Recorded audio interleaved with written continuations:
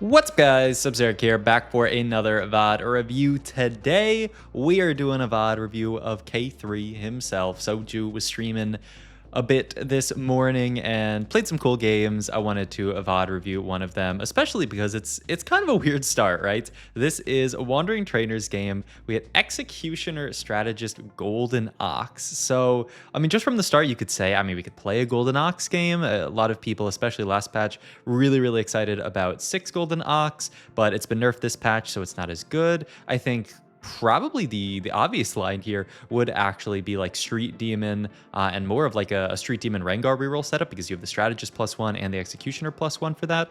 Still not like crazy good, but it does allow you to get a lot of good +1s in on level 7 with, like getting Executioner in for Rengar when you usually play 7 Street Demon. But I mean, look at our items. It's quite difficult for us to even play a Rengar game from here. So it's kind of a weird opener, especially in a world where everybody else has a Wandering Trainer as well. They might actually be able to get some crazy setup here. So yeah, I want to watch how Soju navigates this game and talk about the comp that he played today. So Tier Chain Rod opener with this setup. We kind of have a Nitro opener, which I do not want to play around Nitro these days at all until hopefully they buff it next patch. First augment here, pumping up item grab bag team building. Once again, some pretty mediocre options. Team building I don't love. Grab bag, if you do have a ton of flexibility, which we do kind of have in this spot, you can take it and just say, I'm going to use whatever item I get, because like, we AD bruiser items go on Rengar, AP items go on like a brand, AD like backline items like IE and stuff go on Jinx, then tank items go into like Nico Echo type stuff. So it like kind of works. Pumping up is generally one that you're pretty excited about to play into like Vanguard marksman stuff, anything with like a well-defined backline that's going to use this attack speed. And we don't have the strongest of openers, so I'd be leaning pumping up here, and it does look like we are leaning that, though we do get Eye for an Eye healing. I mean, I don't think it's healing orbs, perhaps Eye for an Eye. I don't think it does not count the golem, as far as I know, for Eye for an Eye. I think it only actually like counts real champions, so I don't think you're actually getting anything out of it there. So could still be just a decent pumping up spot here, or we could, yeah, and we are just going to grab the pumping up here. We do have the Dr. Munitu if we want it, but yeah, we're actually going to level on this board and play Strongest. I'm pretty surprised with this level, and yeah, here's where the game starts to get a bit interesting. Full Archangel's Slam from this spot. So that, I mean, that basically cuts off most lines that I was already talking about, right? You cannot really play, you obviously can't play Rengar reroll from an Archangel's. I mean, the item just doesn't fit. You can put it onto another Street Demon later, but why would you play Rengar reroll if you did slam Archangels? You aren't really even that excited to play Street Demon from Archangels, because Street Demon tends to play for these kind of quick fights where Brand just blows up the enemy front line and then gets to the enemy back line. Archangels doesn't really play towards that. You want more of like a stall type comp with Archangels, obviously, because of the way the item works. And so it's a bit weird. There is one unit, I would say, that does use Archangels really well this set, as far as 4 costs go, and that's Annie. And so I think the idea from here, which actually makes a good amount of sense, is we have Golden Ox +1. We have this Jarvan as well. We're actually not far off. We just hit a Graves, then we can have 4 Golden Ox in and start stacking up the gold here. But I mean, the idea must be from this spot that we're going to play a Golden Ox game. The other nice thing about Golden Ox is that you can fit Strategist on that board as well pretty easily. So, you're always fitting Yuumi onto the board for AMP oftentimes, and that obviously gives you Strategist as well. So it's a nice, cool synergy in there, but it's an interesting idea from Soju to play towards the Annie from this spot. And an Archangel's an item that I think a lot of people don't really, like, weirdly enough, consider it BIS on this Annie unit, but it is, especially if you're playing towards Golden Ox, it is turbo BIS on this unit. That's a Cho'Gath. I mean, that definitely, we could play a 4 Bruiser setup here with just the Cho'Gath in this. We're going to play Street Demon on the board for now, okay? This does also get Strategist in, which is kind of nice, but I mean, Cho'Gath, we're looking at holding on to it here. We also have a Gargoyle Slam if we want to make it, and yep, we are going to make it. Gargoyles pairs very nicely with the idea of Archangels, and we do actually just sell off both the Bruisers and say, we're going to make gold here. Who cares about playing 4 Bruiser? I know, I did my my VOD, my most recent VOD was the kind of like Bruiser into Urgot idea, or really just like Bruiser Urgot, not even into, just get there and play that. And I feel like that comp has really been picking up steam recently on ladder. A lot of people are playing towards it more these days.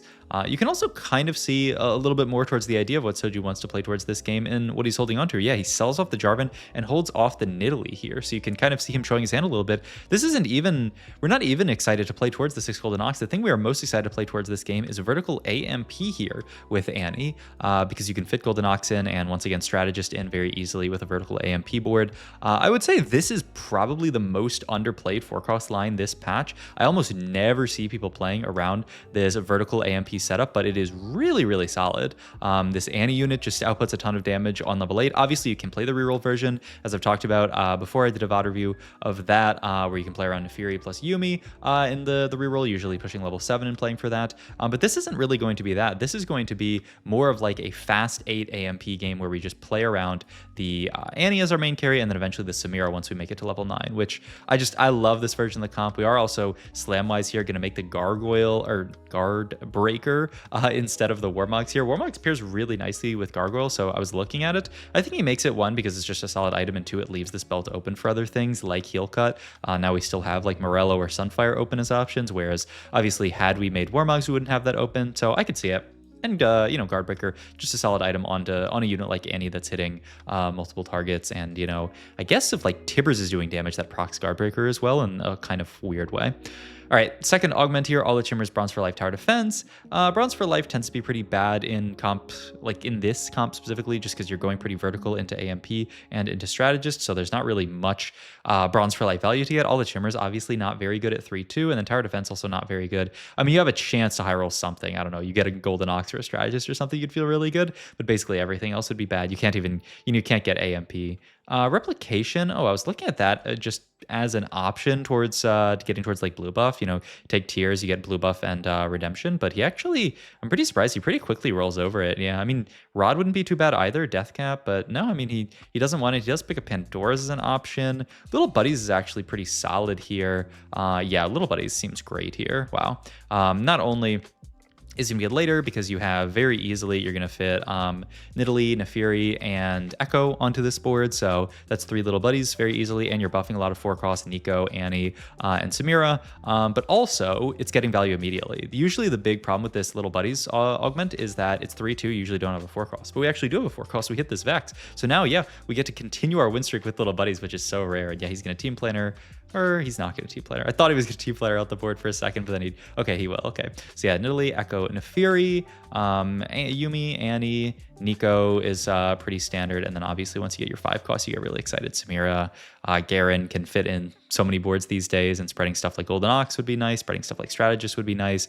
So yeah, I mean, that is the board that we're going to be playing towards this game. And yeah, like I said, I feel like quite an underrated board these days. Also, ooh, this is a close fight, and oh my God, we actually clutch it out with the Vex there. I mean, that's huge to continue our streak here, because we don't have an econ augment, right? We're 0 econ augment in this spot, so it is a pretty expensive board to get to. So we need a little bit of a push to get there. That is an Annie with tier, yeah, maybe too good to be true here. I mean, so we have that belt open. We can take the Rod from Morello. What would Cloak be for? Like Spark? I mean, Rod can be Morello, and it can be other like damage items, so I do think this is a pretty good pickup. Level, pre-prep the Golden Ox there a little bit, and yeah, we are just going to finish off the Morello and move it down to the Vex here. I mean, I think this makes a lot of sense, and he does have built-in heal cut, but it's such an awkward heal cut because it's on a Tibbers that it's only on your 4th cast, and so by the time that Tibbers has been summoned, a lot of the healing has already been done. So yeah, you usually still want to build Morello, even though this Annie unit kind of has, it's like the most weird, kind of like slightly relevant sometimes, but oftentimes very relevant heal cut. Also, ooh, another close fight for Soju.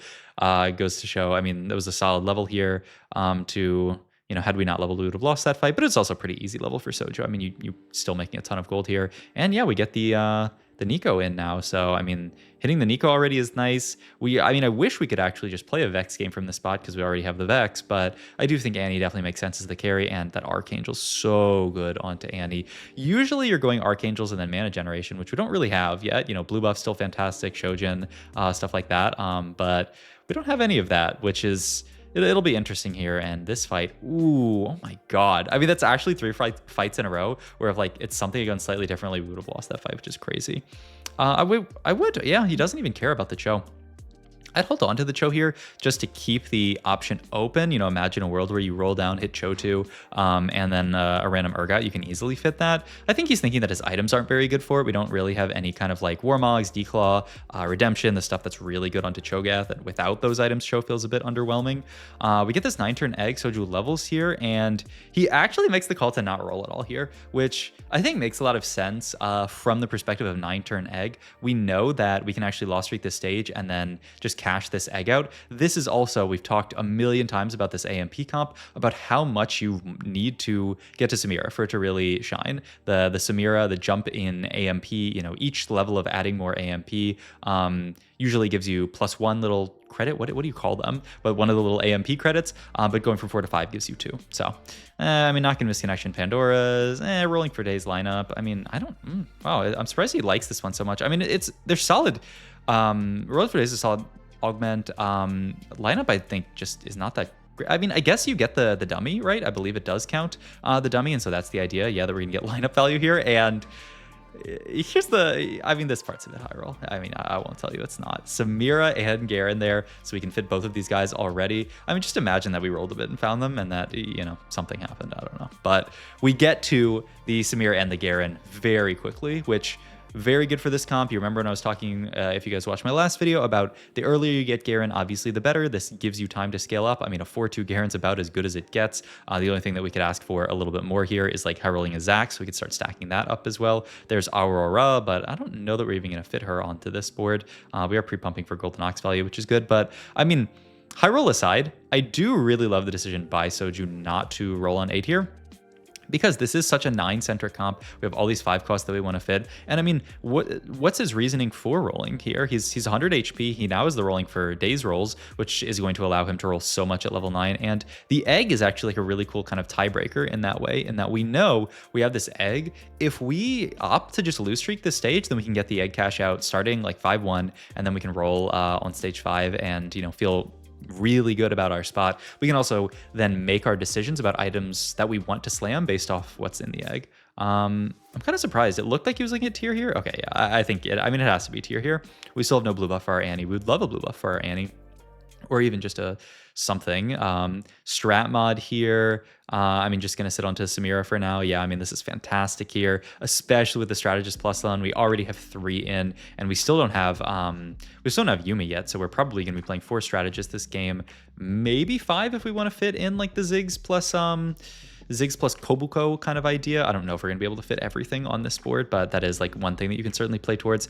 Another pretty decent loss from Soju, but once again, I mean, we played such a solid early game that it doesn't really matter, right? There's Urgot, so we can fit that in just for now as a solid unit. And yeah, the Aurora gets sold here. I mean, yeah, we're just not going to play towards Aurora. It doesn't make sense. And yeah, look at this, 2 turns on the egg. So even if we win this next fight, we will cash out here. Also, I don't know what happened in Frodan's game. Frodan probably just had one of those games where you get a bad wandering trainer and the game's just unplayable. I mean, this portal, when it's fun, it's pretty fun. And when it's not fun, it's very not fun. But a decent amount of the time, it's pretty fun. So, I mean, all things considered, that's not bad. We get our cash out here. That's an Ornn item, Anvil, right? We're gonna go 9 here. We have all these free refreshes. We're actually gonna start rolling early just because we know this is gonna be like a little bit of a hard turn here. We don't need this extra.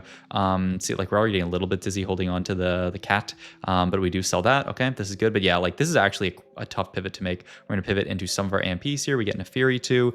We need the Zac in while we roll down here. There's Samira 2. That's very good. We need Yuumi in. We get Yuumi in. Wow, okay. And I mean, this is gonna be our board, right? We've made it. We would really like to pick up a Nico 2 here, but we don't find it, which is a little bit rough. All right, let's look at items here, because this is really consequential. We already have these 2 items onto Samira, so, and we have 2 items for, well, we have Archangels for Annie. You could Morello the Annie if you want to.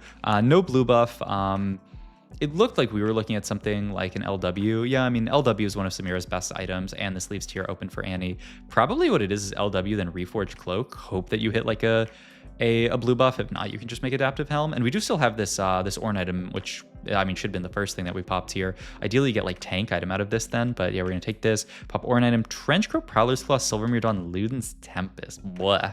I mean, we don't really have a great Trenchcoat set up. Luden's Tempest, I think, is fine. You just throw this onto Annie and then turn Adaptive or Redemption into a tank item is, I guess, your best bet. I don't think Luden's Tempest. I mean, honestly, I'm down to explore here and see Annie, 5 AMP, and then go to Ornn items here. I mean, it's going to be like Mana Zane at the top, Lich Bane. Where's Luden's here? Ooh, the Delta is pretty gross. I mean, it still might be your best bet, though. Honestly, I don't know what else you could take here. It's like a trench coat, but I don't really know. I mean, I guess it's a little bit of extra frontline. We just don't really have anything that plays towards trench coat here. Do get another mod here. That's going to be another strategist mod that can just go into Annie. He's going to trench coat the Zac. I mean, I wonder if it was ever just like, nah, you don't want to put items on this like Garen unit, man. Trench coat Zac is funny. I just don't know how good it actually is, because when he dies, he does split, and then the split. The problem is, if you don't have like an insane amount of mana items on him, you can see the split copies just turn into nothing. Like, I don't think any of those copies of Zac's like actually cast. You need like Protector's Vow on Zac to make these copies like actually get a chance to cast, which is kind of hilarious. He's actually gonna reforge the Gargoyle there on Nico. I mean, he's, I guess, hoping for some kind of Zac thing. Also, that person was playing for, I think they were trying to play for 10 anima, but they missed, right? Yeah, they're selling their entire board trying to pick up units for 10 anima, but they're actually missing a lot. They don't have a Lowy, they don't have a Yuumi. That's the 2 they're missing, right? They do have the 5 cost Aurora. Yes. Yeah, they're missing Alawi and Yuumi. I mean, that is tough. We're holding one Yuumi, so that's nice, but they actually can't hit. I mean, the LW moves over there, so that person's just dead. Yep. So, I mean, we dodged a certain loss if that person cashed out. But yeah, I mean, I don't know. I'm not the big. I mean, I'm pretty sure all of our items were bad. I don't think Trenchcoat is that much worse than Luden's, especially because, I mean, the stats really hate Luden's onto Annie. I mean, just an unfortunate cash out there. Yeah, maybe we can get Vow. He's throwing. Okay, yeah, he threw it into Team Planner or into this here to see like, okay, best case scenario, you get Vow, you get a bunch of Vows.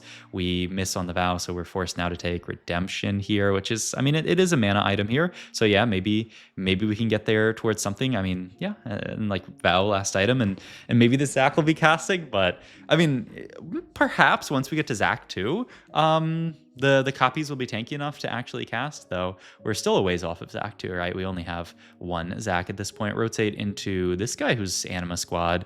Oh, Anima Squad. I mean, they're doing surprisingly well, I would say, for the fact that they got an Anima Squad thing, which is just not a comp that I'm that hyped to play. And yeah, this fight, ooh, surprisingly close. Yeah, did good job from Tropical to, I mean, honestly, I played this Wandering Portal with like a pretty solid Anima Squad emblems, and I mean, I just died when I played it. So I mean, a +1's a +1, you know, it's not unplayable, but it felt a little unplayable when I played it, but you know, that's okay. All right, rotate into this player here who is just a very solid Street Demon board. Street Demon and Strategist so gross, and they have Samira too. We'll see what our board can do versus theirs, because this is probably the strongest board in the lobby. And look at that, man, look at that fight. I want to look at the damage chart there, but he popped open something immediately. Do we have time? Yeah, 13k from Samira, and then 8k very solid from this Annie here. I mean, obviously she's not going to out damage a Samira to a triple item. But I mean, it just goes to show this Annie unit a very solid carry in her own right in this comp, just with triple items. And these Annie items suck, honestly,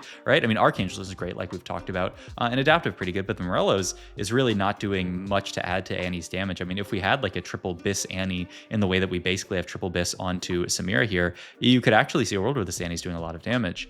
I mean, I just finished Declaw, I guess, onto Zac. I don't love it. I'm not really that excited about itemizing this Garen, and the Zac does have our thingy onto it, so I think we have to do this. And yeah, he's actually just gonna make the call to move items over to Nico, just because, like, yeah, I mean, well, okay, never mind. I thought he was, based on that, but okay. I mean, we're just praying that these Zac splits can cast. None of them have, man. It's actually so sad.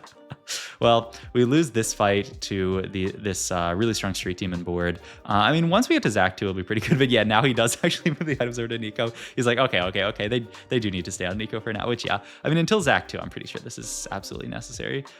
We do have level 10 if we want it pretty soon. We could, as long as we win one of the next two, make it there. Or we could roll on 9 to have higher odds of Zac blobs and hitting Zac 2 here. I would be more partial to the level 10 just because getting a fifth strategist on this board, especially when we have strategist Annie and strategist on the Samira, seems insane. And we kind of have enough frontline in the board that we already have, but we'll see what we want to do. Yeah, it looks like he is just looking at going level 10 here, level for the Ziggs, and then our spot will be good. And then honestly, at that point, I mean, the problem is Zach has a mod on it, but at that point, you'd probably just prefer Kobuko as your main tank on this board. But once again, like, I don't know if we're going to make it there, especially because this guy has 3 Kobukos, so it's going to be hard to get through there. All right, let's see what goes on between our board and this board. I mean, Annie doing, oh my god, such a good try, honestly, from the Annie, but that's going to be a loss. There is a Zaquan Carousel with a Warmogs if we wanted. He's looking at just denying Samira here, but then his Zach gets denied, so he has to take this Shojin here, which doesn't look amazing. We do get to level up here. We do have Zach paired now, so maybe, I mean, it's 10 odds. Who cares about Yumi too? Not me. Continue to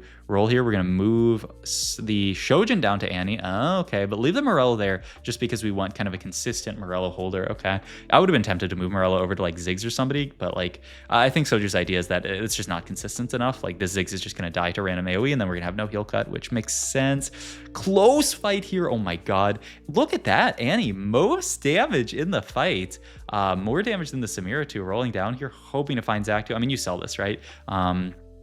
Oh, this is so smart, actually. Gives us some extra rolls here. There's no difference between Ziggs and LeBlanc functionally. They both suck. And so we might as well get an extra roll here, maybe an extra Zach blob here.